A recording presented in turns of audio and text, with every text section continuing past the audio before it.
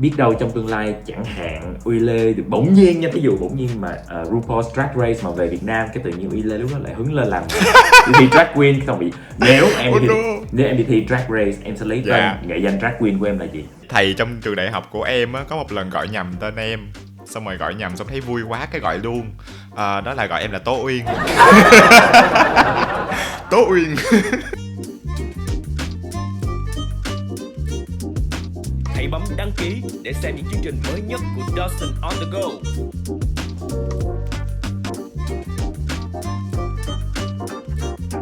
Hello, xin chào các khán giả của Dawson on the go. Hello Uy Lê. Dạ, hello anh. Giới thiệu đây là nhà Dustin này. Thì nhà Dustin không có gì ngoài đèn. Nhà em cũng toàn đèn, nhưng mà anh biết đâu, cái vấn đề á là cái đèn này nó xuất hiện khi mà em ở nhà quá nhiều, và sau em cảm thấy là ok, tôi cần phải thay đổi không gian sống. Sao cho nó tạo cảm hứng hơn kia. Yeah.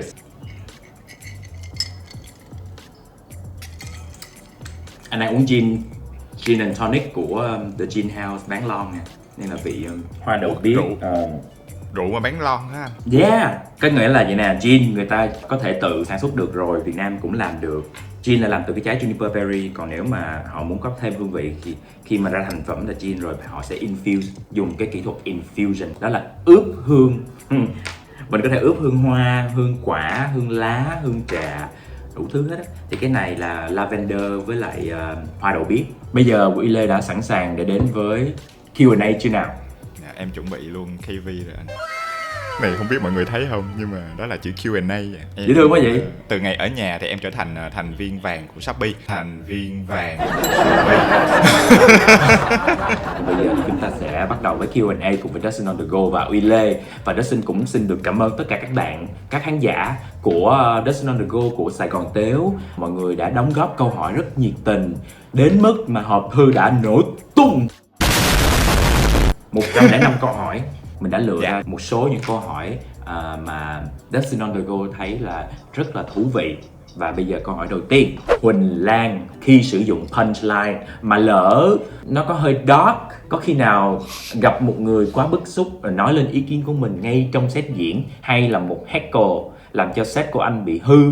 Giả sử nếu mà có gặp trường hợp như vậy, anh sẽ xử lý như thế nào? Em giải thích tiếp là heckle là một cái hành động mà khi mà một người nói leo vô cái phần trình diễn của mình á. Nói thật luôn á là ở Việt Nam khi mà em diễn tiếng Việt, chuyện này chưa xảy ra. Mọi người đều rất tôn trọng. Và đôi khi mà có những cái nói leo á là thường là sẽ là vô ý, giống như kiểu là trời ơi vui quá. Hay là kiểu nói với nhau ê, ủa là sao vậy? Ủa là sao vậy? Ví dụ vậy. Thì nó bình thường. Nhưng mà khi đi diễn ở những cái sân khấu nước ngoài thì anh cũng biết là hài độc thoại nó rất là cá nhân và nó có rất là nhiều cái quan điểm mạnh. Cái tình huống đó nó có xảy ra, và đặc biệt là ở nước ngoài thì hài độc thoại thường là ở trong những cái quán bar, có rất nhiều người đang say bí tỉ, đang quắt cần câu thì rất dễ dẫn tới những hành động không kiểm soát được. Em chỉ gặp 2 lần heckle trong cuộc đời đi diễn tiếng Anh của em thôi. Một lần là một cái người xỉn, và cái người đó thực ra nói cái gì em cũng không biết nữa, nhưng mà em chỉ chọn là em lờ đi tiếp cái phần trình diễn của em. Còn một lần em diễn tiếng Anh thì em không biết là em có phát âm sai cái từ nào không, nhưng mà có một cái bạn người nước ngoài giơ tay lên và chỉnh phát âm của em. Cái xong mọi người nhìn và mọi người cũng kiểu nervous laughter, kiểu cười và kiểu lo lắng, ủa tự nhiên thằng này làm gì vậy á. Thì sau đó em mới nói là bạn khỏe không? Repeat after me, bạn khỏe không? How are you? Bạn khỏe không? Em nói tiếng Việt á, xong em kêu bạn nói lại tiếng Việt cho em nghe để em có phát âm đúng không?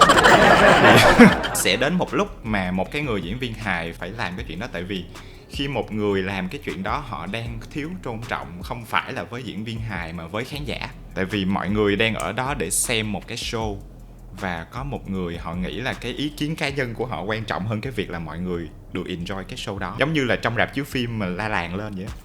Gọi là la spoiler vậy. Đến một thời điểm thì em sẽ phải làm cho người đó biết là việc bạn đang làm nó không có cool. Và có những trường hợp nó trở thành mâu thuẫn là nó phải có những người ở trong bar họ hộ tống cái người đó ra ngoài luôn. Em may mắn em chưa gặp những tình huống đó. Bạn em là một cái anh host rất là giỏi. Ảnh nói với em là lần thứ nhất kệ, lần thứ hai đặt câu hỏi bạn nói gì, thường là người ta sẽ rụt lại. Lần thứ 3 mà họ vẫn tiếp tục mà họ có ý thì mình có quyền tấn công. Tới lần thứ 3 á, thì khán giả sẽ về phía mình. Tại vì khán giả cũng đang cảm thấy phiền. Đúng. Tự nhiên lần thứ nhất, ví dụ người ta lỡ người ta kêu nước hay gì, cái mình chửi vô mặt người ta thì nó vô duyên, người ta đâu có cố ý đâu. Hiểu. Cảm ơn bạn Huỳnh Lan. Câu hỏi tiếp theo, Nguyễn Minh Châu. Em có xem video hướng nội nhưng xính ngoại của anh Uy Lê và khá nhiều những video khác được đăng tải lên kênh Sài Gòn Tếu. Sorry anh em ở Hà Nội nên chưa có dịp được xem anh diễn trực tiếp. Trước đây khi em vào thành phố Hồ Chí Minh chơi thì em chưa biết đến nhóm của mình. Thì em thấy anh Uy Lê có lẽ đã mất một khoảng thời gian để thấu hiểu được bản thân mình. Theo anh thì ngoài Lê Tuấn Uy, Tommy và Uy Lê ra, liệu anh có bản thân nào khác mà anh chưa khám phá không ạ? Em rất cảm ơn hai anh và chúc hai anh có thật nhiều sức khỏe và niềm vui trong cuộc sống ạ. Câu hỏi tâm lý học no. Căng quá ha, thấy câu nào cũng căng. Căng quá, trời ơi, em cảm thấy như em đang đi thi hoa hậu luôn. Miss Universe. Ok. Em có hai cái mâu thuẫn thứ nhất là về ngôn ngữ. Nói tiếng Anh là một con người, mà nói tiếng Việt là một con người. Thậm chí là cái tên tiếng Anh với cái tên tiếng Việt nó làm cho mình thành hai con người khác nhau. Thứ mà em muốn truyền đạt đó là tâm lý học, đó là một cái identity crisis, đó là một cái khủng hoảng căn tính, khủng hoảng bản sắc cá nhân. Có rất là nhiều khía cạnh khác nhau của con người mình, nó không có chơi với nhau được. Cái điều đó nó xảy ra khi mà em tưởng tượng là em sẽ đi gặp, ví dụ một cái đám bạn cấp 3, em sẽ hành xử một cách nào đó, xong rồi em đi gặp một cái lớp tiếng Anh thì em sẽ hành xử theo một cách hơi khác, và em bắt đầu bị bối rối khi mà lỡ trên đường đời cái có một cái khoảnh khắc một đứa bên cái lớp này, một đứa bên cái lớp kia gặp em cùng một lúc thì em không biết diễn cái vai nào. Và lúc đó mình mới nhận ra là mình đang có rất là nhiều cái thứ nó chồng chéo, và mình muốn thể hiện cái con người nó là thế này, muốn thể hiện cho người ta thấy mình là người thế kia, nhưng thực ra những cái đó nó không đến từ bản thân. Thì cái hành trình của em á là em phải gạt bỏ những cái thứ mà em cố gắng trở thành Tommy, ví dụ vậy. Tại vì Tommy thì có vẻ là giỏi tiếng Anh này nọ, có thể chăm chó một tí, hoặc là Tuấn Uy thì rất là insecure, rất quan ngại, tại vì khi mình ở nhà thì mình không giỏi bằng các anh chị hay là thế nào đấy. Tất cả những cái đó em phải bỏ nó qua một bên để em từ từ tìm một cái điểm chung và tìm một cái con người mà em đi đâu em cũng như thế. Mình phải vừa khám phá và mình phải vừa cam kết với một cái căn tính nào đó. Khi mà mình vừa có đủ cái sự khám phá, mình đủ cởi mở với những thứ bên ngoài đưa vô, mà mình đồng thời mình cũng cam kết với những cái giá trị cốt lõi của mình, thì mình sẽ căn tính đạt thành. Nói về những cái tên, biết đâu trong tương lai chẳng hạn Uy Lê được bỗng nhiên nha, ví dụ bỗng nhiên mà RuPaul's Drag Race mà về Việt Nam, cái tự nhiên Uy Lê lúc đó lại hứng lên làm đi thi drag queen, xong bị nếu em đi thi drag race em sẽ lấy tên nghệ danh drag queen của em là gì? Thầy trong trường đại học của em á, có một lần gọi nhầm tên em, xong rồi gọi nhầm, xong thấy vui quá cái gọi luôn. Đó là gọi em là Tố Uyên. Em nghĩ là em sẽ lấy cái tên đó. Tố Uyên. Nghe nó rất là kiểu đài cát. Tự nhiên nghe thấy em tưởng tượng là em phải chụp cái bộ hình đầu tiên của em là bên Hoa Huệ anh. Kiểu... Em hỏi anh lấy tên gì đi. Okay. Em đoán tên anh được không? Được. Nếu mà em phải đổi cái tên Dustin á, thì em sẽ thêm chữ E vô là Dustin. Dustin. Giống như là Simone. Là nó đã ra giống kiểu vậy, gọi là còn nếu không là đổi qua Justin. Thôi Justina thì được, nhưng mà mình không thích Justin tại vì đúng rồi, Justin nó hơi basic á anh, nghe nó hơi cơ bản. Anh sẽ lấy là Destiny's Mom. Wow. Là mẹ của làm Destiny's Child là đứa con của định mệnh đúng không? Thì Destiny's Mom là mẹ của định mệnh, là mẹ thiên hạ, mẹ thiên hạ. Cảm ơn bạn Minh Châu vì câu hỏi khá là hay. Câu hỏi đến từ Linh Nguyễn. Thật ra em bị body shaming rất nhiều. Đến cả các thành viên trong gia đình em còn dùng những trò đùa rất ngớ ngẩn để body shaming. Em rất sợ và ngại luôn ý. Nhưng làm gì mà dám nói với ai. Đến cả gia đình mình còn thế. Em cực kỳ tuyệt vọng. Toàn muốn ở một mình thu hẹp bản thân. Lên Google tìm kiếm cách vượt qua. Tự học cách yêu bản thân. Mà dường như là chả cải thiện nổi. Thực sự mơ hồ về khái niệm yêu bản thân này. 2 dấu chấm hỏi. Từ góc nhìn cá nhân của em á, thì em nghĩ là cái yêu bản thân á là một cái từ khóa, nó rất đáng sợ với một số người. Khi mà chúng ta nói về cái từ yêu bản thân á, nhiều người lại nghĩ nó giống như kiểu là mình trở thành một người tự cao, người nuông chiều bản thân quá, ái kỷ. Tại vì chúng ta được nói là hãy sống khiêm tốn, đừng có thể hiện quá, thì đâu đó tự nhiên mình lại tự gieo một cái lời nguyền lên bản thân mình là yêu thôi đừng yêu quá. Em nghĩ không, em nghĩ đó là một cái quyền. Chúng ta feel good, chúng ta sẽ cảm thấy tốt khi chúng ta có được cái tình yêu bản thân đó. Và nó là một cái hành trình rất là mất thời gian để xây dựng. Tại vì em đến từ một cái nơi mà em nghĩ là em rất ghét bản thân trong một thời điểm. Từ từ mình phải xây dựng rất nhiều giá trị. Mình phải thấy được là cái này mình làm được, cái kia mình làm được, mình chấp nhận cái điều này về mình chấp nhận cái điều kia về mình, để mình có tới được cái hành trình là mình dùng cái từ là yêu bản thân. Cái điều đó nó sẽ xảy ra với điều kiện mình phải ngồi hiểu hết tất cả mọi thứ về mình. Tại vì nếu mà mình không làm cái việc đó, mình sẽ trao quyền cho người khác điều khiển cái cuộc sống của mình bằng những lời nói, bằng những việc làm của họ. Uy nói là đây là hành trình dài, thì không biết là cái lần mà Uy đã nhận ra được là mình hiểu được yêu bản thân á, cho tới bây giờ là bao nhiêu năm? 25 năm. Em có quá nhiều niềm tin tiêu cực về bản thân. Mình không đủ giỏi, mình không đủ đẹp, bây giờ mình là một người LGBT, mọi người sẽ không chấp nhận mình đang trong một cái gia đình mà mình là cái lỗi, và mình không nên là cái vết dơ ở trong một cái mớ rất sạch đó. Tức là đó là những suy nghĩ em từng có. Những cái suy nghĩ đó nó sẽ không thoát khỏi mình nếu mình không tìm được những cái bằng chứng, những cái kết quả của cái việc mình làm. Nếu mà mình được vây quanh bởi những người luôn nói với mình là mình dở, luôn nói với mình là mình tệ, luôn nói là mình không có giá trị gì cả, thì cái niềm tin nó sẽ trở thành sự thật. Còn khi mà em tìm được những người mà cho em biết được, ô cái này là tôi làm được, đây là cái giá trị của tôi thấy bạn làm được cái này, làm được cái kia, thì từ từ cái đó nó được cải thiện hơn. Em có một cái niềm tin lớn hơn vào cái khả năng của bản thân, và cái đó là cái bắt đầu cái hành trình đó. Xuyên suốt cái hành trình đó thì em nghĩ là phải đến lúc mà mình có một chút xíu giá trị bản thân rồi thì mình mới có cái sự can đảm để nói với người ta, bạn body shame tôi, no, sorry, tôi thấy tôi đẹp, tôi thấy tôi ok và tôi happy. Bạn cứ nói, bạn nói đi, chứ lại bạn coi lại bạn đi. Khi mà mình biết đủ về mình biết cái gì đúng, cái gì sai với mình, và mình có thể thực sự là có một cái cuộc hội thoại về cái đó. Đôi khi em nghĩ là mình đang để cho người ta shame mình.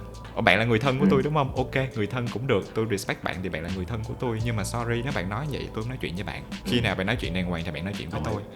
Đó là những cái ranh giới rất là lành mạnh mà mình nên thiết lập, tại vì mình có quyền đó. Đôi khi không có ý gì xấu, nó không đến từ một cái ý đồ xấu, nhưng mà nếu mà mình không cho họ biết là cái đó làm tổn thương mình thì họ sẽ không biết. Cái Uy nói là cái mình giải quyết cái kết quả, cái outcome.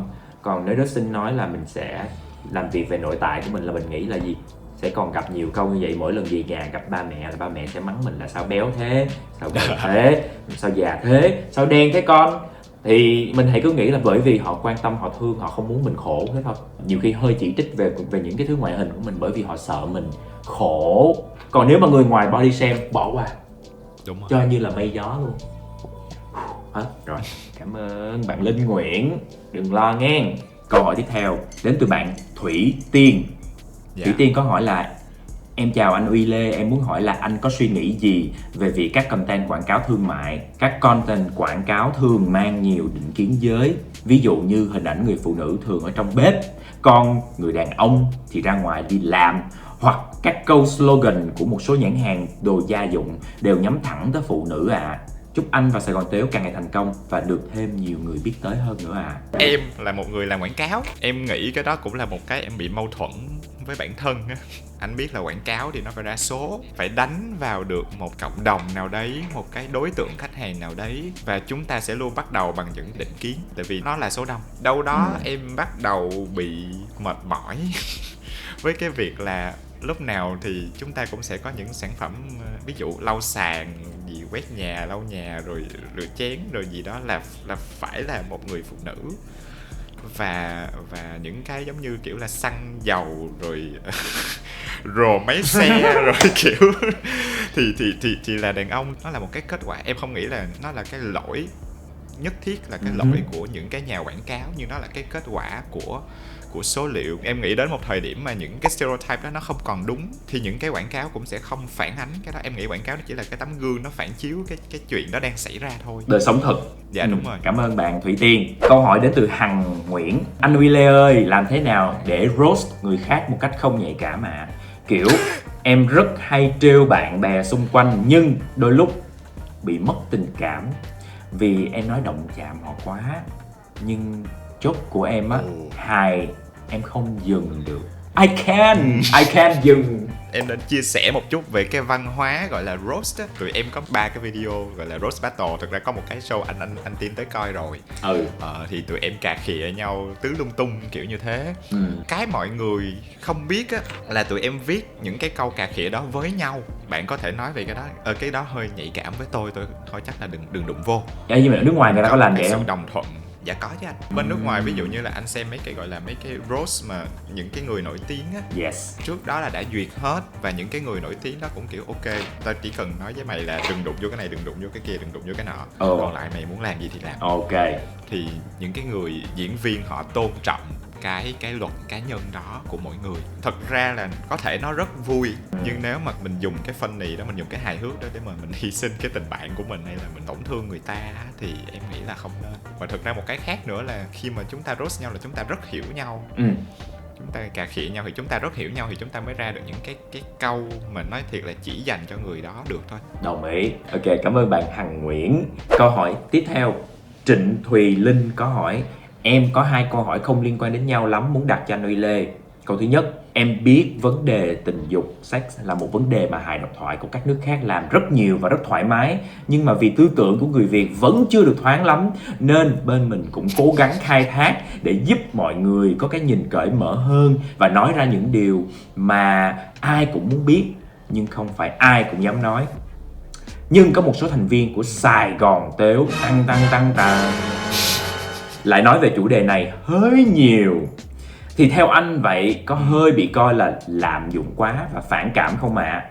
Câu thứ hai, em muốn xin ý kiến của anh về việc come out làm sao cho ba mẹ không đuổi em ra khỏi nhà. Em cảm ơn và chúc hai anh luôn mạnh khỏe, thành công.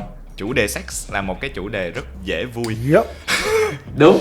Không tránh khỏi cái việc là đa số những người mới bắt đầu làm hài thường sẽ đi đến cái đó, tại vì nó nhiều chỗ để khai thác. Cái đó là cái lý do thứ nhất. Nhưng mà lý do thứ hai á, cái chuyện nhiều hay ít á, nó nằm ở cái người đó cơ. Bản thân em có một cái tiêu chí là nếu người đó đang nói những thứ họ tin, đang nói những thứ mà nó đúng với cuộc sống của họ, em không có vấn đề gì hết. Tại vì chúng ta có những comedian, có những diễn viên hài độc thoại được biết tới vì sex, vì cái nội dung của họ luôn luôn xung quanh với sex. Tại vì họ sống cái cuộc sống đó, tức là cái quan điểm của họ rất nhiều trong cái chuyện đó. Đó là cái style của họ. Em sẽ có vấn đề với những cái bạn nói thẳng không biết gì về sex nhưng rất thích đùa sex bởi vì nghĩ nó sẽ vui.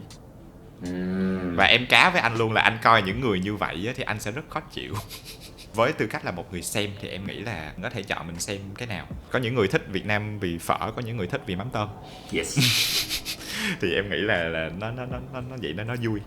Câu hỏi thứ hai. Câu hỏi thứ nhất. Câu hỏi thứ hai, em nói thật luôn nha, em không biết câu trả lời. Em come out trong một cái tình huống khá là kỳ, đó là em come out trên YouTube. Cái show đó anh cũng ở đó. Cái set đó của em mặc dù nhìn nó rất bình thường nhưng thật ra đó là cái khoảnh khắc em come out. Really? Là cái set mà em nói về giới tính. Anh rất là vui vì anh có mặt không đó. Em chưa bao giờ có một nỗi sợ là ba mẹ em sẽ không chấp nhận em. Em nghĩ là ba mẹ em biết rồi, nhưng mà em chưa bao giờ muốn nói. Tới thời điểm đó em không sợ người ta đánh giá em nữa, nhưng mà em sợ người ta đánh giá bố mẹ em. Hiểu. Đến một cái thời điểm thì em cảm thấy là nó thực ra nó về em á, happy, cái sự hạnh phúc của em á. Và em muốn nó được biết. Việc tốt nhất mà em nghĩ mình có thể cố thôi nha, là làm cho bố mẹ hiểu hơn về cái đó nó là cái gì. Em cần phải làm cho mẹ em hiểu là em không có muốn mặc váy. Đó là một cái suy nghĩ mà mọi người cứ nghĩ là mình muốn làm con gái hay gì đó. No, cái đó là một cái điều khác. Tức là nếu mà chúng ta nói về người transsexual ví dụ như vậy thì nó khác với lại một người gọi là homosexual ví dụ vậy. Thì đó là những cái điều nhỏ nhỏ mà cái định kiến mà bố mẹ không biết, và bố mẹ có thể biến nó thành một cái nỗi sợ. Mình sẽ bị người ta trêu cười, mình sẽ sống một cái cuộc sống khó khăn, hay là mình sẽ như thế này thế kia. Thì em luôn luôn cố gắng làm cho ba mẹ em hiểu là em rất ổn như thế này, thậm chí là nhờ như thế này mà em cảm thấy tốt hơn về bản thân á. Cái đó là cái duy nhất mà em có thể nói. Còn thực sự là không phải lúc nào chúng ta sẽ có một tình huống nó tích cực, nó đơn giản. Cái tình huống mà may mắn em có được thì em hy vọng là mọi người biết là đây là cái quyền sống của mình không thể nào mà mình hy sinh cái đó được. Tại vì trong một thời gian dài thì nó sẽ trở thành một cái vết sẹo, đến một thời điểm mình sẽ không thể nào mà không bùng ra khỏi nó nữa. Hãy cởi mở từ từ, nó là một cái hành trình, thậm chí nó là một cái cuộc đấu tranh với một số người. Chúc bạn sẽ bước qua nó dễ dàng, bình thường. Nó giống như là một trang mới của cuộc đời thôi. Tụi mình cũng bước qua nó một cách nhẹ nhàng. Cảm ơn Thùy Linh. Đây là câu hỏi đến từ bạn Nguyễn Việt Nga. Hi Dustin and Tommy. Sự không kỳ thị giới có nhất định xuất phát từ một tư tưởng tiến bộ, hay đó là biểu hiện của một tâm hồn tự do cùng với khả năng thấu hiểu, đồng cảm? Em với trải nghiệm cá nhân em thôi nha, em không biết. Tức là những người mà em gặp á, em cảm giác nó đến từ cái việc là người đó cảm thấy đủ. Những người cảm thấy mạnh mẽ, những người không có một cái sự lo lắng gì về bản thân á, thì sẽ không bao giờ có vấn đề với sự khác biệt của người khác. Giống như là hồi xưa thì những cái lúc mà em gặp những cái bạn mà hay bắt nạt người khác thì các bạn thể hiện một sự mạnh mẽ. Nhưng em đang tự hỏi là một cái người thật sự mạnh mẽ có cần phải đi thể hiện chuyện đó hay không? Hay là một người thật sự mạnh mẽ, người ta biết người ta mạnh mẽ và người ta không cần phải bắt nạt một người yếu để thể hiện cái chuyện đó. Nếu mà mình có một cái gì đó mà mình cảm thấy không đủ, bất an, thì mình có thể sẽ phóng chiếu, project cái đó lên người khác. Đó là đang cảm thấy đủ không? Em bây giờ cảm thấy đủ, trước đó thì không. Và em cũng thấy được cái việc là khi mà trước đó thì không thì em rất là hay bắt bẻ. Mình sẽ nhìn vô cái này, nhìn vô cái kia, và thậm chí là mình rất dễ tiến vào những cái cuộc tranh luận mạng hay cái gì đấy mà mình cảm thấy là người này sai, người kia sai, để cho tôi không sai. Đó mình phải nhận ra là mình đang không đủ. Mình đang cần xây dựng bản thân mình, chứ không phải là destroy, phá hủy những cái thứ xung quanh. Cảm ơn bạn Nguyễn Việt Nga nha. Phạm Nguyễn Đạt có hỏi: anh Uy Lê có nghĩ rằng sẽ cho nhóm làm một series hoàn toàn trong sáng, lành mạnh và không tục tiểu để cho lứa tuổi khoảng 10 đến 15 không? Tụi em đã từng thử thách cái chuyện đó một lần rồi. Cái lý do mà nó không có clip là mọi người biết tại sao rồi đó. Tụi em sẽ làm lại cái thử thách này. Tức là em bắt mọi người là cho tôi một đêm diễn mà không ai chửi thề, không ai nói một cái đề tài gì bậy bạ, mời khán giả là con nít luôn. Rồi hả? Mà phải làm được các bạn cười, các bạn phải hiểu. Dạ đúng, rất căng. Nó khá khó. Tức là tụi em đã có từng show có một vài bạn trẻ em rồi, nhưng mà đa số mấy bạn không hiểu. Em nghĩ đó là một cái thử thách mà tụi em sẽ trong tương lai sẽ tiếp tục làm. Tại vì em đã phải ngồi em học gọi là gì ta, ví dụ như nhà em có cháu mấy tháng, bây giờ chắc 9 tháng. Và em giống như là em học hài bằng cách là em học coi cái gì làm cho bé cười á anh. Và những thứ em phát hiện ra rất ngạc nhiên, ví dụ như là trong trống. Em không biết trong trống có cái gì mà chỉ cần thấy là nó cười. Ví dụ như là cái chuyện mà mình đá cao á, là mình đá chân lên á, thì nó sẽ cười. Thì em vẫn còn đang nghiên cứu cái đó, và em nghĩ là em sẽ biến thành một cái list, một cái danh sách, em sẽ chia sẻ với mọi người. Mình phải thử thách mình ở những cái vùng kém an toàn của mình nữa, để mình khai phá những cái vùng đất mới trong cái hài độc thoại của mỗi người, đúng không? Câu hỏi đến từ Lê Hồng Minh. Anh nghĩ sao về những bạn trẻ khi biết về một couple đồng tính và hỏi những câu như 2 chấm, ai trên ai dưới? Ủa ai là top, ai là boss ạ? Em sẽ hỏi cái câu là tại sao cái đó quan trọng? Labeling. Dạ đúng rồi, nó là dán nhãn người ta là một cái gì đấy. Và thứ hai, nó là một cái thông tin rất là cá nhân. Gặp một cặp vợ chồng và em lại đi hỏi là thế yêu thích của bạn là gì, bình thường bạn làm, bạn bật đèn hay tắt đèn, hay là ý là trừ khi rất thân với em và đó là một cuộc hội thoại mà mình chia sẻ thì maybe.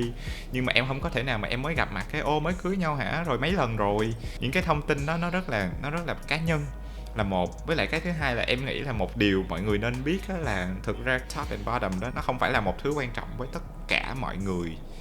Trong cộng đồng LGBT có những người hoàn toàn không quan tâm. Mình nên hiểu là đôi khi cái đó nó sẽ trở nên là một sự vô duyên. Và cái bài toán dễ nhất mà mình có thể làm là mình đặt ngược lại cái chuyện là đó, nếu là người ta hỏi mình câu đó thì mình thấy sao. Cái chuyện này nó cũng giống như là ăn uống đi. có những thứ kém quan trọng mà không cần phải hỏi, như là bạn thích sushi cuốn gạo ở ngoài hay là cá hay cái nào là dưa leo, Nó mà không thích quan trọng. cái nào lộn ra lộn vô. Nó chỉ là sở thích cá nhân của mỗi người thôi. Cảm ơn câu hỏi của Lê Hồng Minh. Câu hỏi tiếp theo, Yến Đỗ, theo em được biết thì anh Uy Lê là một LGBT, anh được và mất gì khi công khai điều này ạ? Em nói thiệt với anh đó là bây giờ á, trên mấy cái clip của em á, vẫn có rất nhiều người vô comment ủa bạn này LGBT thiệt hả? Anh cũng bị vậy y chang. Em ngồi em tự hỏi là tôi còn phải nói bao nhiêu lần nữa ta. Em nghĩ là em với anh đều đồng cảm trên cái chuyện là em không thấy cái đó là một cái mình phải đi announce, mình phải đi la làng la xóm lên về cái chuyện là dạ tôi vậy. Nếu mà chúng ta muốn bình thường hóa nó thì nó phải bình thường như tất cả mọi người. Được thì dĩ nhiên là em được làm mình, mặc dù cái đó là một cái chuyện đó trước giờ em vẫn chấp nhận về bản thân, nhưng mà khi mà em không còn phải nghĩ về nó nữa thì nó tốt hơn. Cái ví dụ rõ nhất là em để ý luôn, một cái hành vi rất kỳ mà em làm, tức là hồi xưa á, lúc mà em chưa có come out và bố mẹ em chưa có biết á, thì em về nhà em sẽ, cái đường mà đi từ xe máy đi vô nhà em sẽ đi vậy nè, đi tăng vậy nè, cái xe em đi vô nhà cái em vậy. Hiểu không? Đi chân sáo. Đúng rồi nhảy chân sáo. Đúng rồi, thì tức là cái đó nó rất kỳ, tại vì nó chẳng là gì hết, nhưng mà tự nhiên mình lại có một cái hành động như thế. Thì ủa tại sao mình phải làm như vậy? Thì còn bây giờ thì em đi vô nhà cái hello ba mẹ, ok hello kiểu gì nữa. Nó cho em cái đó, nó cho em cái sự gọi là em không cần phải cảm thấy là mình phải lựa chọn hành động hay là như thế nào. Thực ra em không cảm thấy quá nhiều, nhưng mà dĩ nhiên là sẽ có những cái mối quan hệ trước đó mình có mà nó thay đổi. Đây là một cái thứ làm cho mối quan hệ đó thay đổi, thì cái mối quan hệ đó nó có đáng giữ hay không? Em có thời gian để em dành cho những cái mối quan hệ mà nó đáng được cái sự quan tâm của mình hơn. Yến Độ, cảm ơn bạn rất là nhiều vì câu hỏi. Nguyễn Tấn Đạt có hỏi, nếu được định nghĩa từ yêu trong một câu 7 chữ, anh Uy sẽ có câu gì? Định nghĩa từ yêu của em là nghe hơi kỳ, yêu bản thân trước đi rồi tính. Đúng. Em nghĩ vậy. Hay quá. Tình yêu nó là một cái thứ nó rất là đẹp, rất là quan trọng với mỗi chúng ta nên cần có cái sự kết nối đó. Em đã từng trải qua một cái giai đoạn mà mình cảm giác là mình đi vô một cái mối quan hệ và mình diễn một cái vai á. Lúc nào mình cũng muốn nhìn mình là the best, hai đứa yêu hai cái hình ảnh đó của nhau.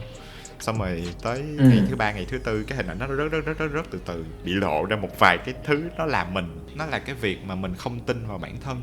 Càng về sau thì em càng kiểu ok, em nên là em khi em gặp cái người đó. Và điều đó có nghĩa là sorry, em không thích ăn diện, em không thích dress up, em sẽ không dress up. Em xòe xòa như thế. Một việc rất nhỏ. Em sẽ gặp được một người thích những cái mà hiện tại em có. Dạ đúng rồi. Rồi sẽ có. Em tin vào việc đó. Và dĩ nhiên điều đó không có nghĩa là mình không bao giờ thay đổi. Tại vì cái thay đổi đó nó sẽ đến một cách rất là cơ hữu. Khi mà người ta muốn cái đó, mình muốn cái đó, và mình đang rất muốn ở trong cái mối quan hệ đó, thì tôi đi một bước, bạn đi một bước, tôi đi một bước, bạn đi một bước. Cho nên là ý của Uy Lê trong cái từ yêu, ở trong câu yêu bản thân trước đi rồi tính, ở đây có nghĩa là tin tưởng bản thân trước đi rồi tính. Thành thật với bản thân. Cảm ơn Uy Lê. Cảm ơn Nguyễn Tấn Đạt. Câu hỏi tiếp theo, Thanh Phương có hỏi là có khi nào Uy coi thường chính mình chưa? Mình đã sa chân làm những việc không tốt nơi làm việc, tối về mình dằn vặt và khinh rẻ chính mình kinh khủng. Mình đã quyết định nghỉ việc, dù biết là rất khó khăn mùa dịch này. Mình đang cố tìm lại chính mình. Hiện mình chưa thể yêu thương chính mình được. Nếu mà em mà coi thường chính mình chưa thì rồi, trời ơi nhiều. Mình thấy mình không làm được gì tốt. Em sẽ muốn cố gắng, bây giờ thì em sẽ luôn cố gắng tìm những cái sự thật. Em nghĩ cái sự thật là cái rất quan trọng. Tại vì trước đó thì em hay theo đuổi những cái điều mình tin. Tôi thấy tôi vô dụng, tôi làm không được cái này và tôi không làm được cái kia, mà tôi nghĩ như vậy, xong rồi nó là một cái vòng tròn kiểu mình cứ vô dụng á. Và cái cảm giác đó nó làm mình chìm xuống đáy luôn. Nhưng mà đôi khi cái vòng tròn đó nó sẽ được ngưng lại bởi một cái sự thật. Ví dụ như là tôi không làm được cái này, nhưng mà thực ra tôi có làm được cái kia. Thì cái việc mà mình hay làm á, là mình hay nhìn vào cái lỗi của mình nhiều hơn là mình nhìn vào những cái điều mình làm được. thậm chí đôi khi mình còn bị một cái cảm giác là cái điều mình làm được nó là do may mắn. Nếu mà mình thấy mình vô dụng nhưng mà 3 người đồng nghiệp của mình đều nói là mình làm tốt cái gì đấy, tại sao mình lại khinh rẻ cái quan điểm của họ, đúng không? Tức là nó cũng là một sự thật mà. Trong những cái thất bại của mình thì ít nhất mình có làm được cái gì đó thì mình cũng phải nên công nhận là mình làm được cái đấy. Và liệu là cái vòng tròn lo âu của mình nó có thật sự là nó make sense, nó có lý hết tất cả không? Hy vọng là bạn dành thời gian cho bản thân, coi lại mình làm được cái gì và chưa làm được cái gì. Câu hỏi tiếp theo đến từ bạn ẩn danh. Em chưa bao giờ quan hệ tình dục. Bạn trai em không muốn sử dụng bao cao su khi quan hệ, mặc dù em đã dứt khoát từ chối. Em phải làm sao để có thể nói với bạn ấy và bảo vệ sức khỏe bản thân đây ạ? Em nghĩ đó là quyền của mình á. Sorry là em sẽ hơi thắc mắc là tại sao cái bạn nam đó lại nói là tôi không muốn have sex với bạn, tôi không muốn quan hệ tình dục với bạn nếu mà dùng bao cao su. Em hơi thắc mắc. Có một số bạn thì đó là họ cảm thấy cái việc đó nó khó, nó cảm thấy không thật, có thể đó là lý do. Ta đặt bàn cân lên ở đây với cái cảm giác không thật của bạn và cái sự an toàn của bạn gái hoặc bạn trai. Em nghĩ cái nào nó quan trọng hơn. Em sẽ thấy hơi ích kỷ, rất đồng cảm với bạn, nhưng đồng thời kiểu là không, tại sao phải như vậy? Chúng ta đang ở trong một cái thời điểm mà mình có rất là nhiều sự văn minh, rất là nhiều kiến thức và rất là nhiều điều kiện để hiểu biết về những cái vấn đề sức khỏe giới tính. Hãy tìm hiểu thêm, đừng để cái đó trở thành rào cản cho cái mối quan hệ của mình. Giống như nãy Uy Lê nói yêu bản thân trước đi rồi tính đó, thì ở cái việc mà bảo vệ sức khỏe bản thân là một việc mà chứng minh là mình phải yêu bản thân trước rồi mình mới tính được. Bây giờ mình yêu một người quá mà mình bỏ luôn cái bản thân, làm sao mà mình có thể yêu thương một người khác? Nhân tiện thì Justin cũng chia sẻ là có những cách để mà bạn bảo vệ bản thân. Ngoài việc bao cao su là cái điều đương nhiên rồi, mình phải giao tiếp với bạn trai bạn gái của mình để mình đồng thuận. Không đồng thuận thì chắc chắn là mình phải có những cái cách là ok, bây giờ nếu vậy chúng ta không nên quan hệ. Hai, ok, mình phải tìm hiểu thêm có những biện pháp nào ngoài bao cao su. Thì Dustin cũng rất là kiểu nhân dịp á, sẵn tiền để chia sẻ luôn là PrEP là một cái biện pháp mà dự phòng trước phơi nhiễm HIV bằng thuốc dành cho những người chưa nhiễm HIV. PrEP, một cái biện pháp dự phòng trước phơi nhiễm HIV bằng thuốc. Đây là một cái lọ PrEP, ví dụ của nó và cái viên của nó trông như thế nào. Sẽ xem thử. Dạ, ok. Sử dụng đúng cách thì PrEP sẽ có hiệu quả phòng lây nhiễm HIV hơn 90%. Nó có hai cách để dùng PrEP, đó là dùng PrEP hàng ngày, mỗi ngày một viên cho người thường có quan hệ tình dục không an toàn.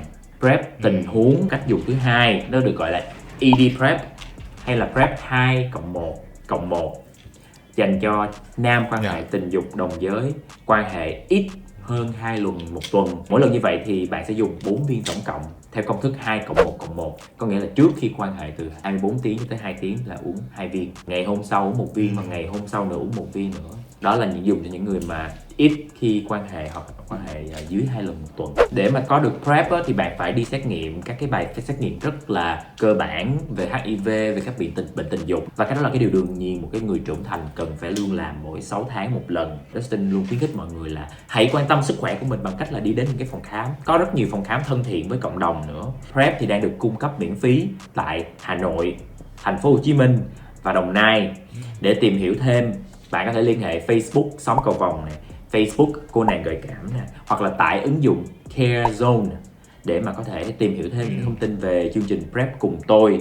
Và đây là cái loại mà bạn sẽ được cung cấp miễn phí. Có rất là nhiều loại PrEP trên thị trường, tùy vào thu nhập của mỗi người, điều kiện của mỗi người. Nhưng mà nếu bạn ở Thành phố Hồ Chí Minh, Hà Nội, Đồng Nai thì bạn có chương trình như thế. Cái việc mà bảo vệ bản thân hay việc dùng bao cao su, việc dùng những cái biện pháp trước phơi nhiễm HIV bằng thuốc đi chăng nữa, nó là một cái điều bình thường, không có gì phải ngại khi nói. Đó là tại sao mà Dustin on the go rất là mong muốn đưa đến những cái thông tin để mà mọi người tìm hiểu, để mà bảo vệ sức khỏe bản thân hơn. Đó là cái mong muốn của tụi mình. Và cũng cảm ơn Tháp đã đồng hành cùng với tụi mình để mà có thể đưa đến những thông tin này cho mọi người. Và bây giờ chúng ta sẽ đến với phần tiếp theo, đó là trò chơi đoán từ lấy. Ở đây có 2 ly nước thường và 2 ly nước thánh. Cái này số 1, số 2, okay. số 3, số 4.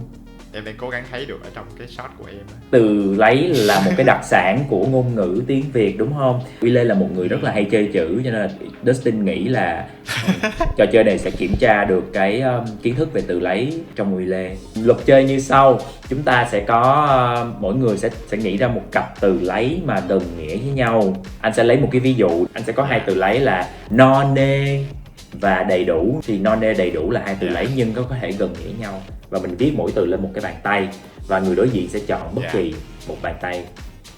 Thì nếu mà họ chọn cái bàn tay nào thì cái chữ trên cái bàn tay đó sẽ là cái từ mà họ phải đoán ra. Người đối diện là người sẽ gợi ý để giúp cho người đó đoán ra được cái từ lấy đó bằng những cái từ hai chữ. Gợi ý thì có thể là từ gì bất kỳ, nhưng mà cái từ gợi ý nó không được trùng với từ nào trong cái từ lấy trên tay của mình. Nếu bạn đoán ra cái từ trên tay bạn chọn, bạn thắng. Nếu bạn đoán ra cái từ còn lại thì bạn thua.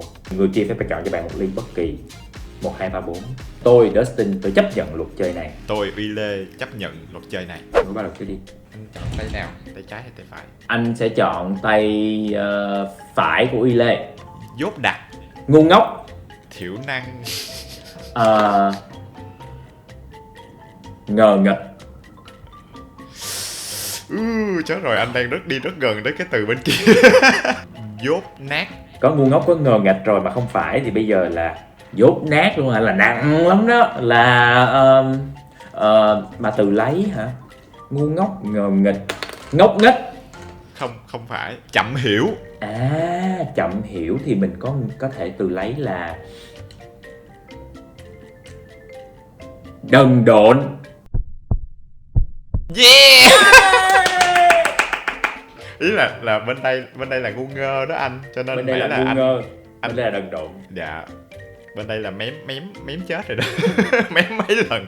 Cho nên hồi nãy em thấy em toàn cho anh mấy cái chữ bắt đầu bằng chữ giờ với chữ đờ không à, tại em không có muốn anh qua cái hướng kia. Em khiến anh đoán được là em thắng, em được lựa. Em thấy cái ly số 3, cái ly mà trong á anh. Đó, cái ly đó chắc là đáng ngờ. Ok. 1, 2, 3. Nước thường. Bây giờ em chọn tay nào? Tay trái. Từ khóa của em là nóng tính, Gay gắt, nổi giận, dữ dằn, thái độ, tức tối, khó ưa, cộc cằn. Oh my god, trời ơi, chính không xác. nghĩ ra cái từ đó luôn á. Cái kia là cục xúc. Cộc cằn trong đầu em thì nó không phải là hung dữ, nhưng mà nó giống như kiểu là đúng rồi, mình cái chữ thái độ thì nó đúng. Cách nói, thái độ, mà khó ưa, bực bội, đúng không? Wow. Đúng rồi, vậy uống đi. Bây giờ anh sẽ chọn cho em ly số 4. No. Mời em. Đây là soju nha mọi người, mà thực ra là tại vì em không biết uống cho nên cái rượu nào nó cũng đáng sợ hết. Không hửi đúng không? Uống luôn đúng không? Đúng rồi, vô. Nước thường. Ủa nước thường hả? Vô duyên quá vậy trời ơi. Nước Ủa mà mình rót mình cũng không nhớ luôn. Không sao. Em rót rồi. Bắt đầu nãy giờ em tráo qua tráo lại mấy lần. Có rồi. Giờ hai tay rồi. Giờ anh chọn tay bên còn lại là bên tay trái của Uy Lê. Chết đi. Là một từ mà người ta hay nói là mày chết đi. Mày đi chết đi có nghĩa là hằng học, tâm trạng, suy sụp. Ok. Không còn, mất mát. Yeah. Yeah. Trời ơi mừng quá. Em nghĩ ra đúng được mấy thứ, hên quá. Mà cái này là em biết đó nha, chứ anh tưởng tượng mà tay này là em thua là mai 1. Thế em chọn cho anh là bây giờ này đó, anh có 1, 2, 3 thì uống rồi, 4. Bây giờ em sẽ chọn cái ly lục, em sẽ chọn ly số 2. Dạ, ly số 2. Anh cũng nhớ là ly gì luôn. Vô. Chúc sức khỏe. Yeah. Nước Thái. Hai từ này rất là dễ thương. Ok. Rồi. Phải đi anh, Phải của anh là bên này. Dạ, phải của anh. Ok. Nhanh nhẩu, Hấp tấp, nói nhiều, mồm mép, nhanh trí, lanh lẹ. gần đúng. Gần đúng cũng là từ khóa đúng không mọi người? Mình phải biết những từ khóa từ trước đến giờ. Lanh lợi, lanh chanh. Chính xác, lanh chanh. Yeah. Yeah. Em biết là có chữ lanh. Mà hai từ thì gần nghĩa đúng không? Đó Tía chưa lia, bao giờ. lanh chanh. Nhưng mà tí lia là em chưa bao giờ dùng trong cuộc đời em luôn. Cái chữ tí lia. Cái miệng tí lia à. Đó. Có nhóm kịch tí lia của Lê Nhân. Bây giờ anh sẽ lấy số 3. Số 3, ok, rồi. Chết rồi anh ơi, em thấy nó có bọt anh ơi. Vô em đi, vô.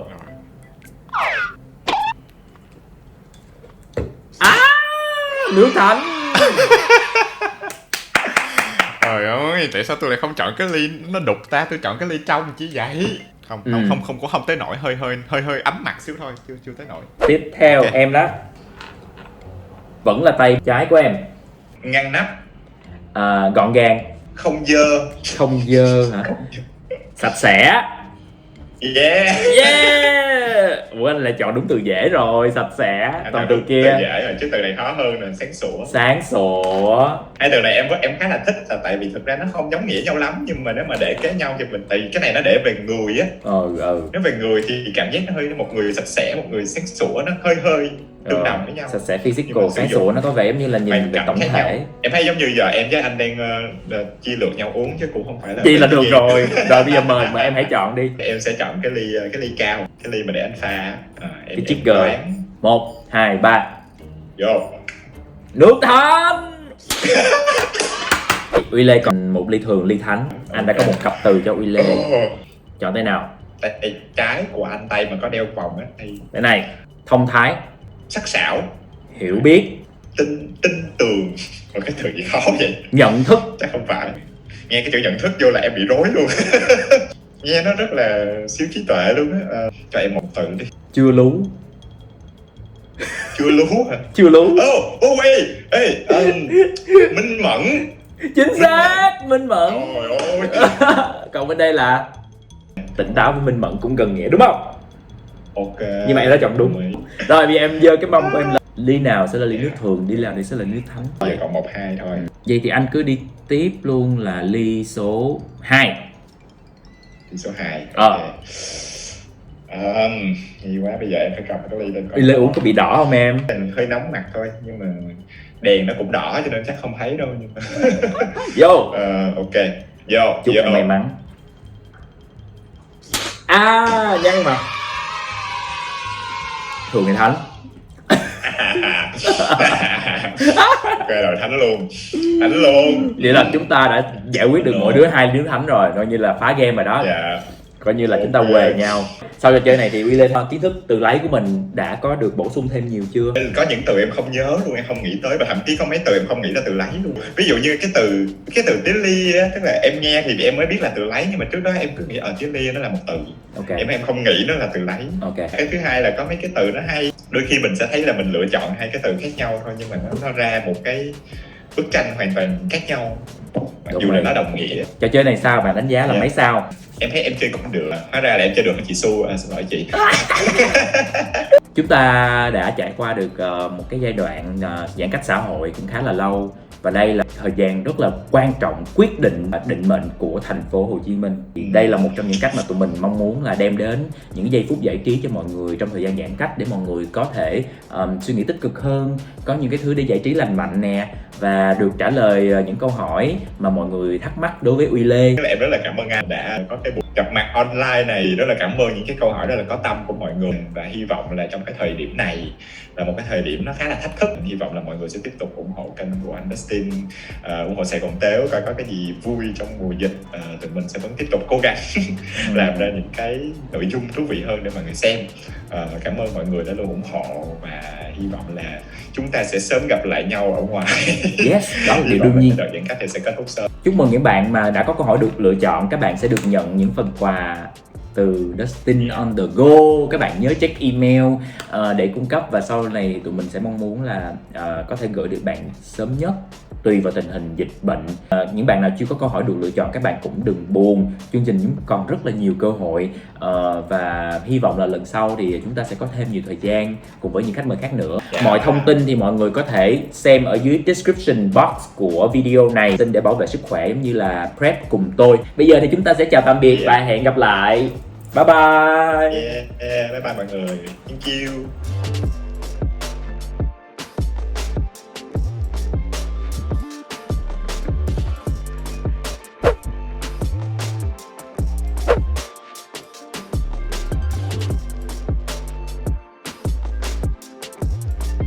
bấm đăng ký để xem những chương trình mới nhất của Dawson on the go.